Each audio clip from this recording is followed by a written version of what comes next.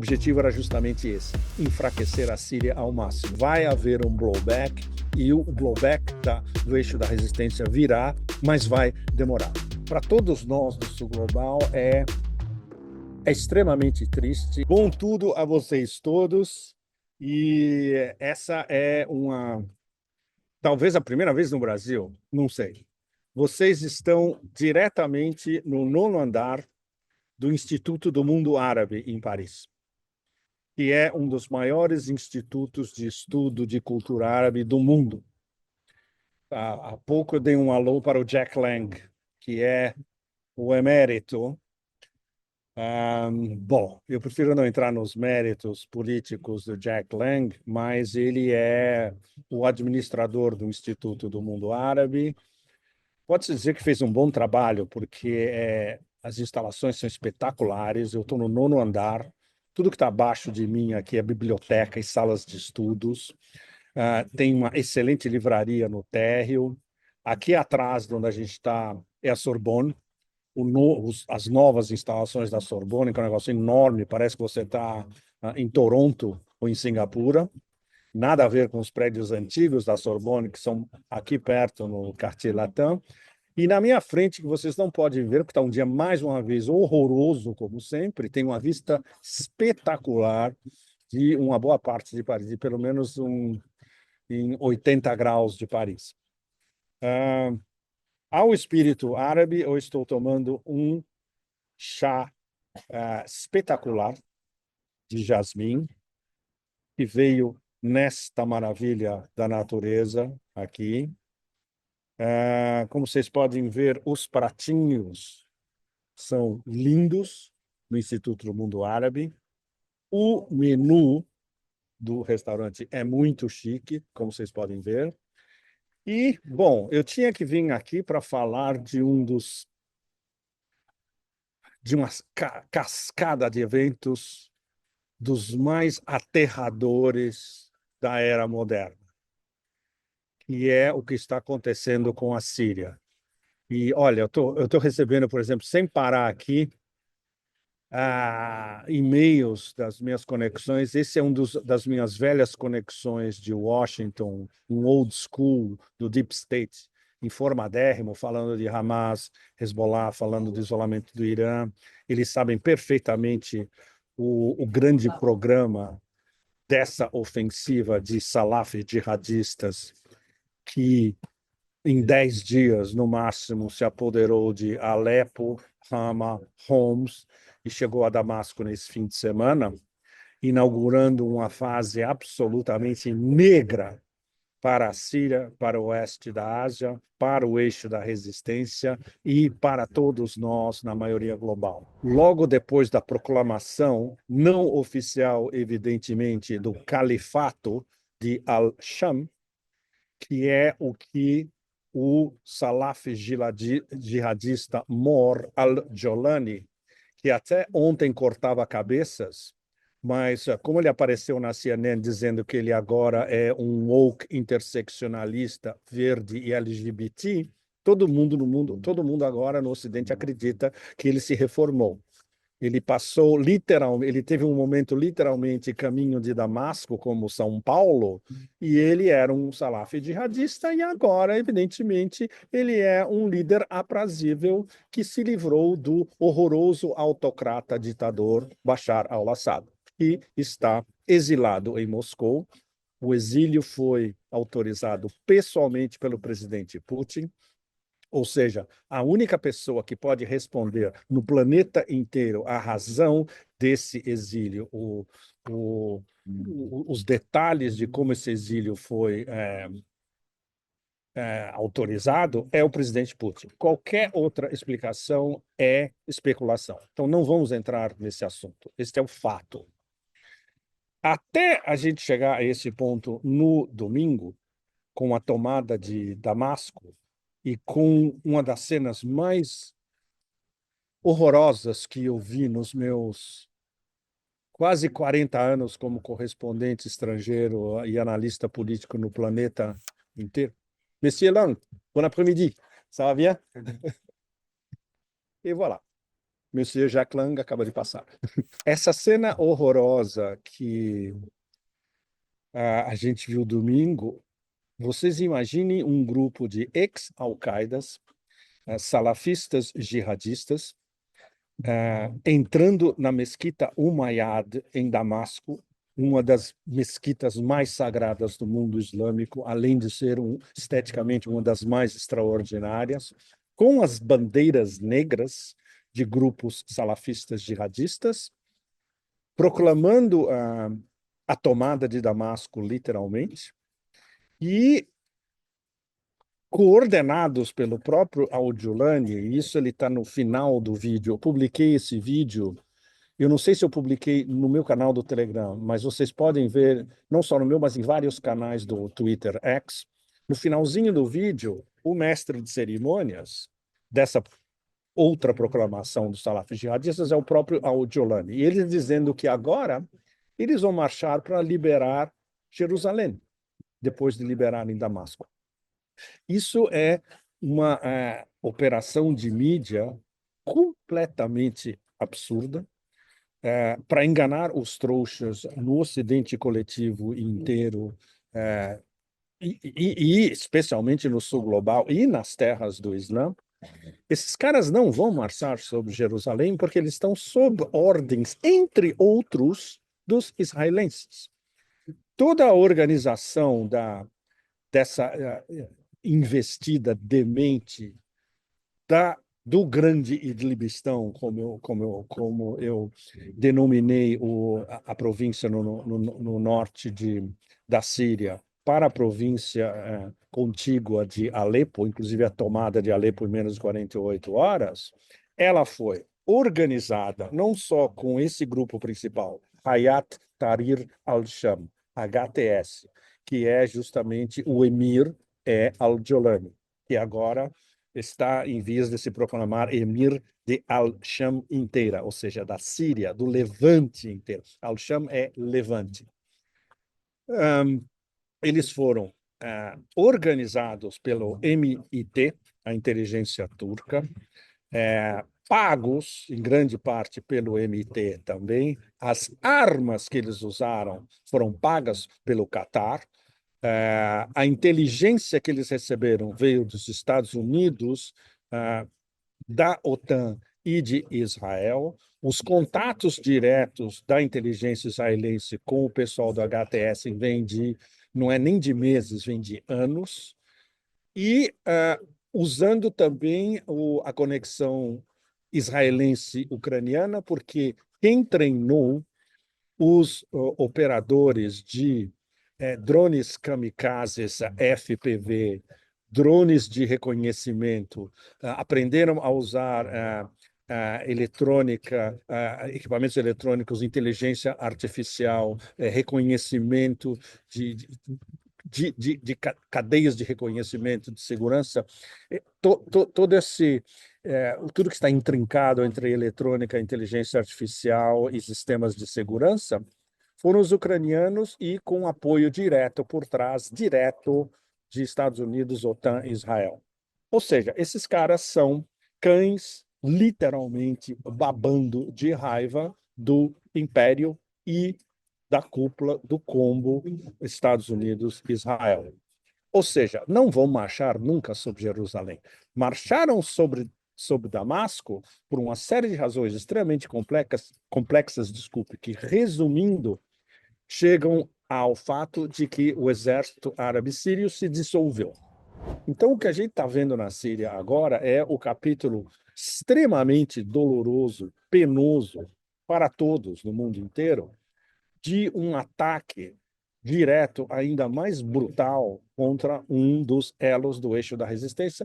Na verdade, o elo mais fraco, porque a Síria já estava enfraquecida, extremamente enfraquecida, depois de 13 anos de guerra ininterrupta, das sanções americanas, o Caesars Act, as sanções americanas extremamente pesadas que destruíram a economia síria nos últimos 13 anos, um roubo contumaz de petróleo do nordeste da Síria pelos aliados curdos, mas aproveitado pelos americanos, o roubo de trigo também, ou seja, um processo de esfomear uma grande parte da população síria durante todos esses anos, ou seja, tirando as fontes de renda de venda de energia do petróleo, esfomeando grande parte da população. Para vocês terem uma ideia, o salário médio de um soldado do Exército Árabe Sírio, a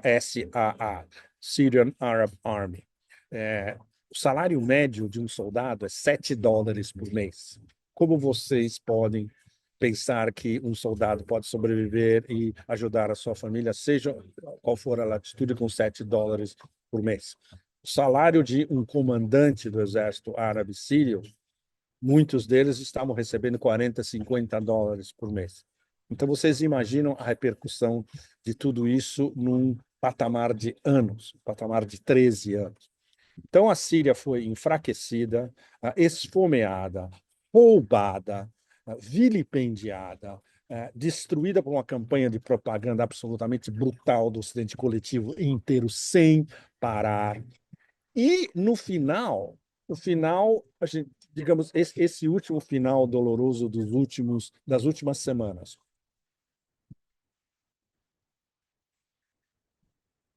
aconteceram a data fundamental para vocês guardarem, que precipitou tudo o que aconteceu nos dias seguintes, foi a 29 de novembro. Porque no dia 27, Assad e sua família foram de Damasco a Moscou. Dia 28, um primeiro encontro, dia 29, o encontro definitivo, e eles voltaram para a Síria no dia 29 à noite, incluindo o encontro direto Bashar com o presidente Putin. E, basicamente, Assad veio pedir ajuda a Putin. E não houve nenhuma reação conclusiva do governo russo, tudo ficou no ar e, basicamente, os russos deixaram. E isso, claro, não vazou em detalhes. Isso é o que a gente aprendeu depois dessa reunião do dia 29. E não foi dito pelo Ministério das Relações Exteriores russo de uma maneira tão taxativa. Mas, basicamente, a Rússia lavou as mãos em relação a Assad, porque eles já haviam proposto várias vezes: escuta, precisa organizar um diálogo, pelo menos com uma parte da oposição legítima. Ignorado. Você tem que prestar atenção no que está acontecendo com o exército, que o seu exército está se desmilinguindo. Nada foi feito. Somando com que os iranianos estavam dizendo para Assad há meses também. Desde junho do ano passado, o Ayatollah Khamenei disse diretamente a Bashar al-Assad: "Look, olha, presta atenção, vai haver mais cedo ou mais tarde, essa coalição de salafis jihadis que está em Idlib, eles estão sendo armados, informados, treinados, pagos por esse eixo demente imperial, e eles vão atacar vocês de novo." Nada foi feito. 2 meses antes, ou seja, em outubro, na época da cúpula dos BRICS em Kazan, um pouco antes, inclusive, os iranianos passaram outro recado urgente para Assad: olha, vai acontecer alguma coisa vindo do grande Idlibistão, prepare-se. Não fizeram nada. Então, depois dessa reunião fatídica e fatal, digamos, do dia 29 de novembro, Assad-Putin em Moscou, a cúpula do exército árabe sírio e o sistema de inteligência sírio, eles tiraram as suas conclusões.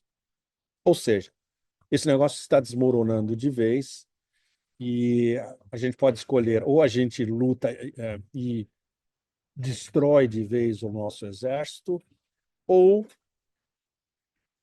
é isso, é o final da linha e vamos ver o que acontece na próxima encarnação política, geopolítica da Síria. E foi isso que aconteceu, basicamente. E é o que explica por que Alepo caiu tão fácil em menos de 48 horas, Hama caiu tão fácil, Homs, onde se achava que ia ter uma linha de defesa montada inclusive com a ajuda dos iranianos, também caiu tão fácil, e eles chegaram a Damasco, de Homs a Damasco, como eu acho que eu já falei para vocês, num Toyota é 1h30 sem trânsito. É literalmente do lado, né? Então, tudo isso para todos nós no Sul Global é extremamente triste. Desde domingo, uma parcela substancial da maioria global está mergulhada numa tristeza absolutamente abissal. Ninguém esperava que isso fosse acontecer tão rápido, de uma maneira tão visceral, tão catastrófica. E vamos direto ao ponto, que esse é fundamental e vai ser estudado e reestudado em todas essas latitudes em detalhes. Bom, o ângulo extremamente trágico dessa história, que tem que ser refrisado, que é o ângulo zionismo exacerbado, demente, como um dos motores propulsores da tomada do poder em Damasco por um bando de bandeiras negras salaf jihadistas, é que já no começo, imediatamente após a tomada de Damasco, mas literalmente imediatamente após a tomada de Damasco, o exército sírio começou a avançar nas colinas do Golã, tomou a área desmilitarizada das colinas do Golã. Bom, tudo que Israel tomou nas colinas de Golã é ilegal. Ainda mais ilegal é essa ofensiva atual de tomar a área desmilitarizada das colinas do Golã entre Líbano e Síria.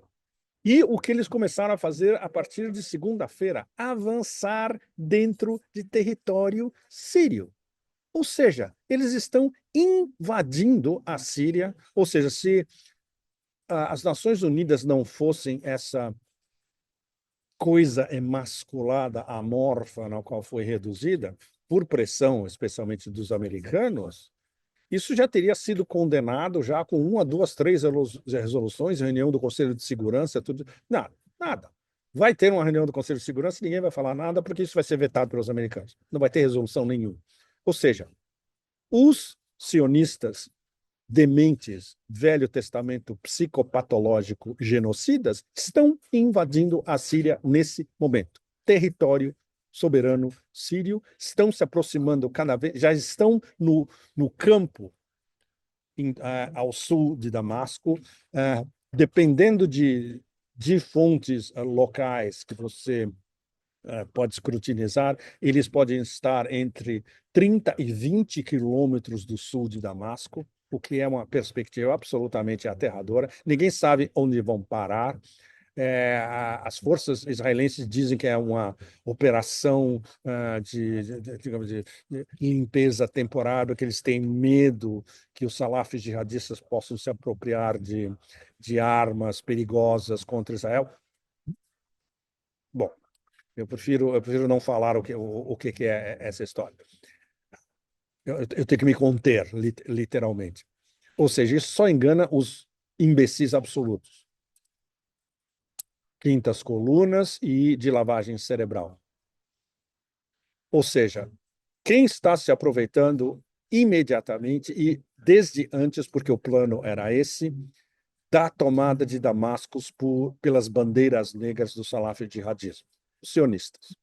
E não vão parar, porque o objetivo era justamente esse, enfraquecer a Síria ao máximo, e incluindo a melhor coisa que eles sabem fazer, roubar terras dos países árabes, de populações árabes, terras que não lhes pertencem. É o que está acontecendo. Ou seja, o que eles fizeram com Gaza e com a Palestina durante as últimas décadas, eles estão fazendo, já começaram a fazer essa semana com a Síria. E tentaram fazer no Líbano, no sul do Líbano, e não conseguirem. Como eles não conseguiram, que o Hezbollah teve uma vitória tática e estratégica no final, o que levou justamente ao cessar-fogo, o plano B dos psicopatas de Tel Aviv, ok, vamos apostar tudo na Síria e enfraquecer a Síria ao máximo.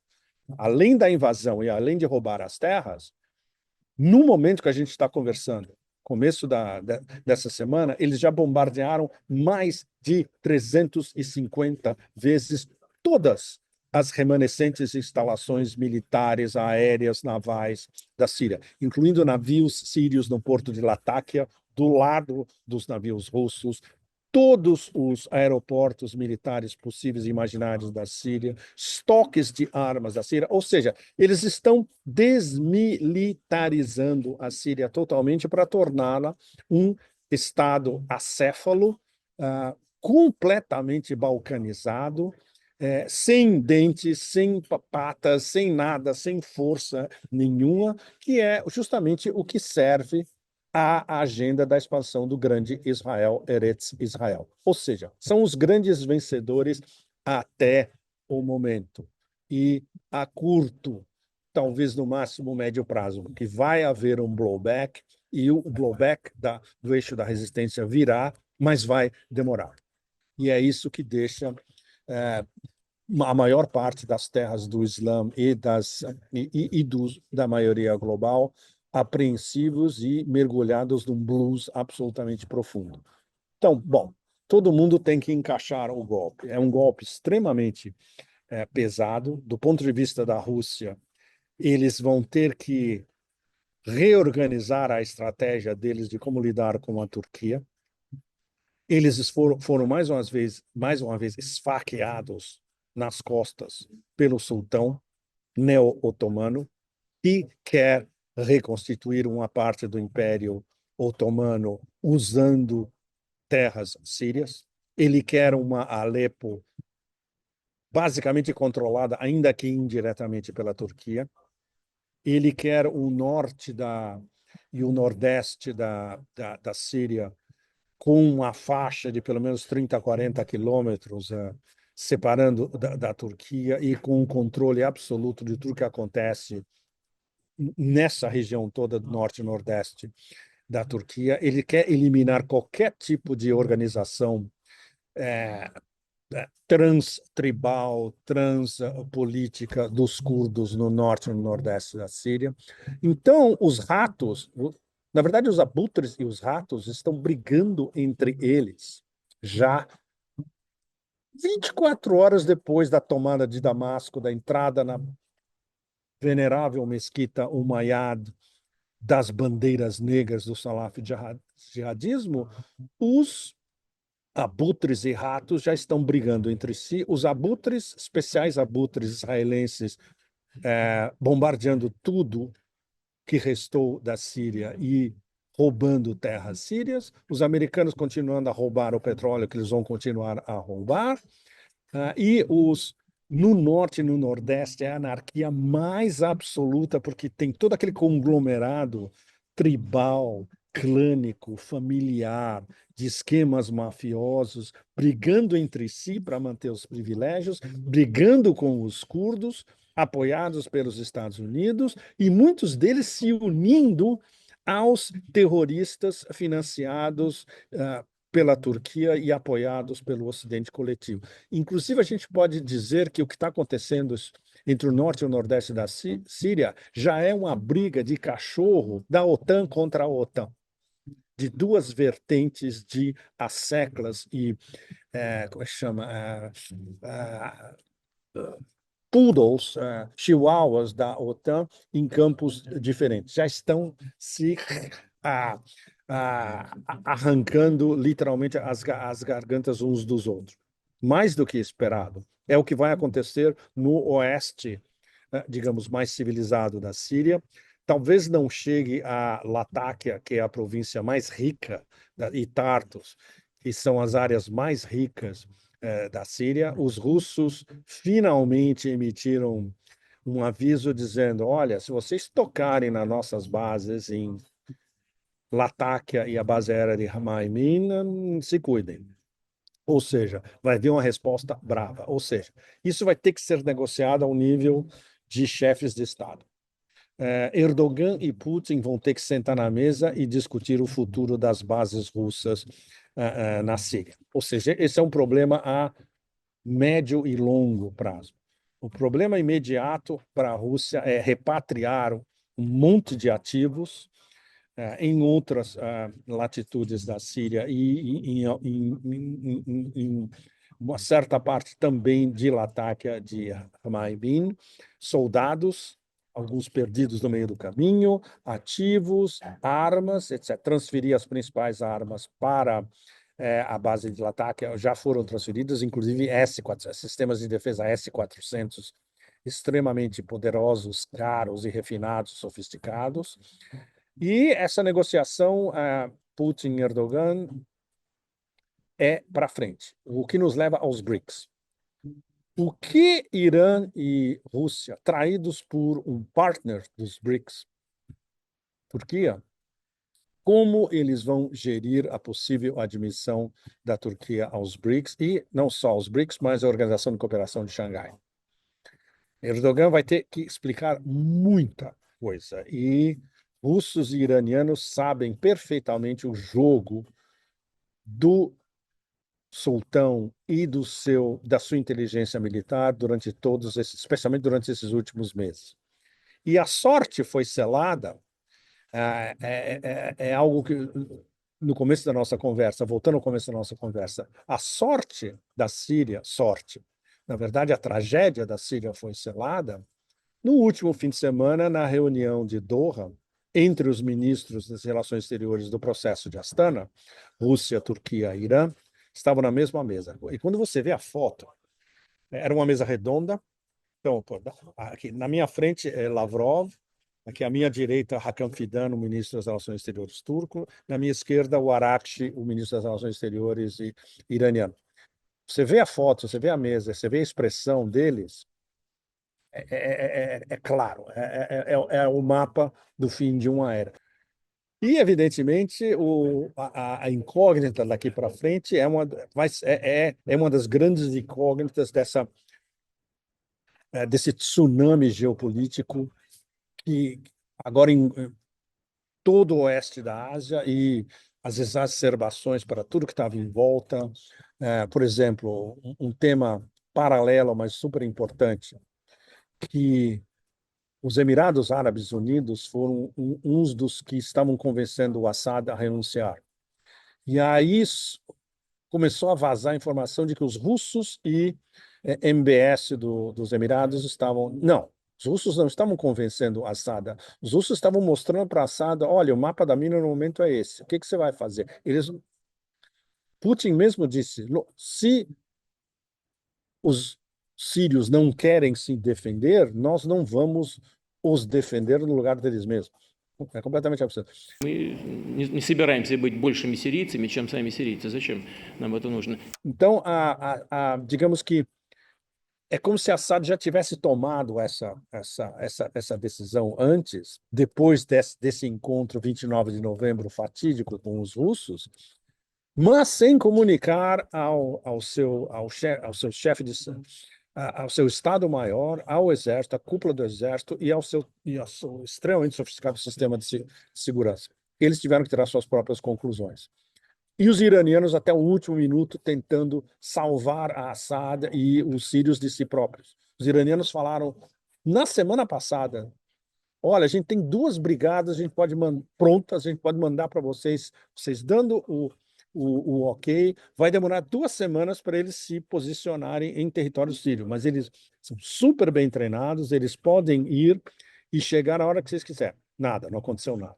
Bom, então, considerem essa conversa diretamente do Instituto do Mundo Árabe em Paris como um prelúdio de uma era extremamente negra. É a era das bandeiras negras na Mesquita Umayyad em Damasco e de sionistas roubando terras soberanas sírias. Ou seja, o futuro da Síria é absolutamente aterrador e isso daqui é um chá em homenagem à força, à riqueza ancestral histórica do povo sírio, para eles conseguirem enfrentar todo o horror que o Império e os seus asseclas despejaram em cima da sua extraordinária nação.